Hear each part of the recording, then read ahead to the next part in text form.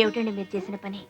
ఏదో పసిపిల్లాడు boot polish చేసుకోవడం అసహ్యం అన్నాడే అనుకోండి, దానికి తిట్టొచ్చు, కొట్టొచ్చు. కానీ మరీ ఇంత ఇదిగా శిక్షించడమా? ఈ రోజు వాడి బూట్లు వాడు ముట్టుకోవడానికి అసహ్యం అంటున్నాడు. మనం ఆ పని చేసే పైకొచ్చామని తెలిస్తే రేపు మనల్ని అసహించుకుంటాడుగా. అన్నం పెట్టే వృత్తిని అసహించుకోవటం నేను భరించలేను గంగా.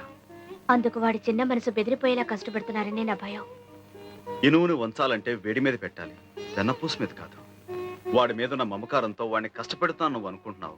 వాడు రేపు పొద్దున గొప్పవాడు కావాలని 10 మంది మెచ్చుకోవాలని నేను ఎదురు చూస్తున్నాను. అదే నా ప్రయత్నం.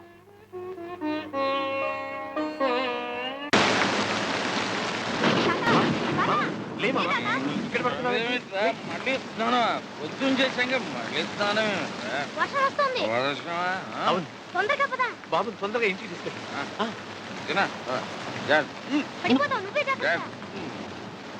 తొమ్మిదైంది, వీళ్ళు ఇంకా రాలేదు.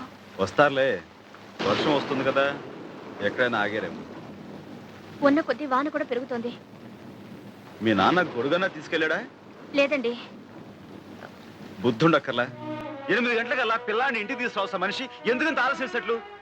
వర్షాకాలం గొడుగు వెంట తీసుకెళ్తే ఏం పోయింది? ఏళ్ళు వస్తున్నాయి, వర్షంలో తడిసి రేపు పొద్దున కుర్రోడికి ఏమైనా జరిగితే? బాబురావు బండి. అలాగేనయ్యా.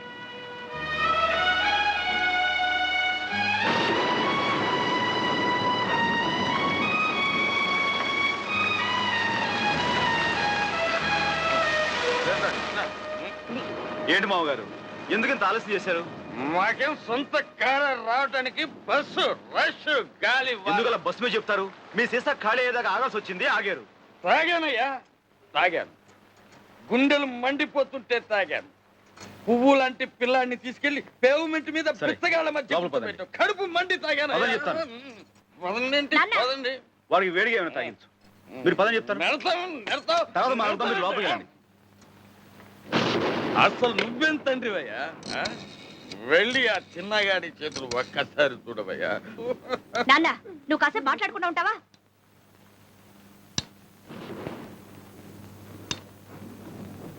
డాక్టర్ వెంకటేశ్వరరావు గారా?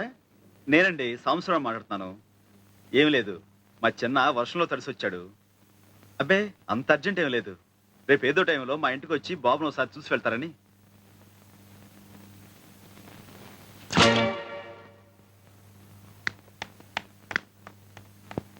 హాయ్ బాబు.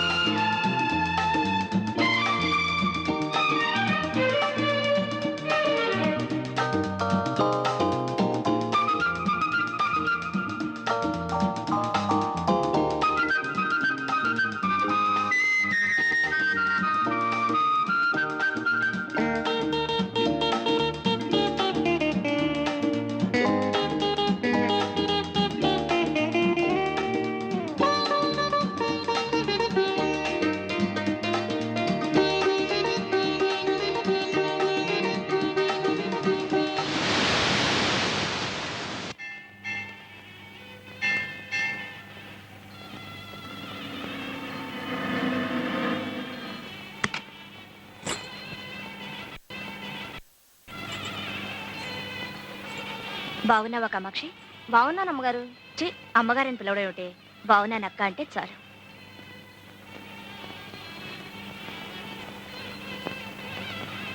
ఇదిగో పరికిణీ జాకెట్ పండక్కి కుట్టించుకో. అలాగే. ఈ బట్టలు మీ అయ్యకి ఇవ్వు. కాసేపు నాకు ఇద్దరు గుళ్ళోకి రండి, ప్రసాదం తీసుకుందరు కానీ. నే పెడతాలే. ఇదిగోండి టోకెన్. గంగా, ఇవి తీసి అక్కడ పెట్టు.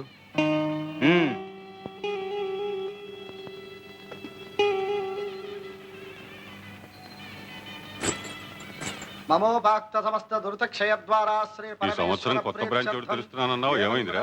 అన్ని ఏర్పాట్లు చాలా వరకు అయిపోయాయి మాస్టర్. జనికుల గోత్రం సాంబశివరావు, మీరు మంచి ముహూర్తం పెడితే మీ చేత్తోనే ప్రారంభిద్దాం అనుకుంటున్నాను. మధ్యలో నేనేమిట్రా పానకంలో పుడకలాగా? మీ యువరాజ్యం చేయించు, ఉభయ కుశలోపరిగా ఉంటుంది. అంతవరకు యువరాజు రాజధానిలో ఉంటేగా. నమస్కారం బావగారు. శెట్టి బాలగోత్రం గోవిందు. నువ్వు మళ్ళీ దేశంలోకి దిగేవన్నమాట. ఆ కాగితాలేమిటి? రేపు మా బావ లాయర్ పంపబోయే నోటీస్ బాబు కాపీ. విజయ అభయ ఆయురారోగ్య ఐశ్వర్యాణం అభివృద్ధ్యర్థం ధర్మాది కామమోక్ష చతుర్విధ ఫల పురుషార్థ స్వామి, నా కొడుకు శెట్టి బాలగోత్రం చిరంజీవి చిన్న పేరుతో అర్చన చేయండి. శెట్టి సాంబయ్య, నీ మంచితనానికి ఫలితం చూసావా? ఇన్నాళ్ళు వాడిని క్షమించి వదిలేశావు. ఇప్పుడు వీడి కన్న తండ్రినన్న సాకుతో నీకు వెన్నుపోటు పొడిచాడు. అర్థమైందా? దావా వేసి మన చిన్నాని కోర్టు ద్వారా స్వాధీనపరుచుకోవాలనుకుంటున్నాడు.